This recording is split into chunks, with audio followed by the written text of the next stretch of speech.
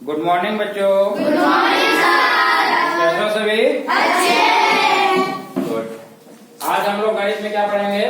शून्य एक परमेय संख्या के रूप में। क्या? शून्य एक परमेय संख्या के रूप में। शून्य के प्रगुण। क्या? शून्य के प्रगुण। अभी तक हम लोग जो परमेय संख्या पढ़ रहे थे उसमें शून्य की कहीं बात नहीं थी। क्या? शून्य की कहीं बात नहीं। आज हम लोग शून्य क्या है यानी कि जीरो। क्या? जीरो। जीरो इसका क्या है प्रगुण देखते हैं। योग का तत्समक अवयव। क्या? योग का किसी पूर्णांक में शून्य जोड़ने पर योगफल वही पूर्णांक होता है। कहने का क्या मतलब है, अगर कोई पूर्णांक लेते हैं तो अगर उसमें हम शून्य को क्या करें, जोड़े, तो योगफल हमारा वही ही आएगा। यानी कि हमारे पूर्णांक पर शून्य से कोई प्रभाव नहीं पड़ रहा है, सिर्फ जोड़ने पर। क्या? जोड़ने पर। जैसे कोई पूर्णांक हमने लिया है, परमेय संख्या लिया है P/Q प्लस 0, तो देख रहे हो आंसर में मेरा क्या आ रहा है, P/Q ही आ रहा है। वैसे ही हमने एक लिया परमेय संख्या -9, ठीक है, -9 बटे में अगर आप एक कर लेंगे तो ये परमेय संख्या बन जाएगी। यानी कि -9 एक पूर्णांक के रूप में भी है।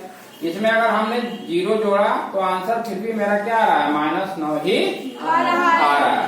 तो एक परिभाषा के रूप में आपको ये ध्यान रखना होगा कि कहीं पर भी अगर परमेय संख्या में या किसी पूर्णांक में अगर हम शून्य को जोड़ रहे हैं तो मेरा आंसर वही ही आएगा। ठीक है ना?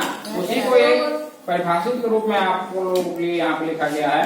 किसी परमेय संख्या में शून्य जोड़े अथवा शून्य में वही परमेय संख्या जोड़े। कहने का मतलब यह है, अगर -5/4 है, इसमें शून्य जोड़े तब भी मेरा आंसर क्या आएगा, -5/4 आएगा। ठीक है ना? यहाँ पे परमेय संख्या में हमने शून्य जोड़ा है, या कहने का मतलब यह है, या शून्य में क्या करें, -5/4 को घटाएं, ठीक है, तब भी मेरा आंसर क्या आएगा, -5/4 ही आएगा। समझ गए?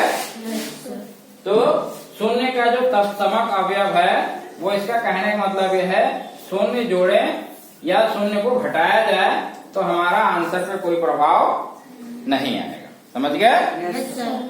Thank you class. वेलकम